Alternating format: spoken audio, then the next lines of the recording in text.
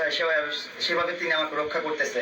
তো আপনাদের বুলিং এর কারণে একটা সময় মানুষের শুনতে শুনতে একটা মানুষের মনে অনেক আঘাত আসে, একটা মানুষের মনে নেগেটিভ আসে। আমি জানি লিজা আপুর মনে কখনো আমাকে নিয়ে নেগেটিভ চিন্তা ভাবনা আসবে না, কখনো আমাকে নিয়ে এটা ভাববে না যে মামুনের জন্য আমি বুলিং এর শিকার হচ্ছি, এটা কখনো বলবেন আমি জানি।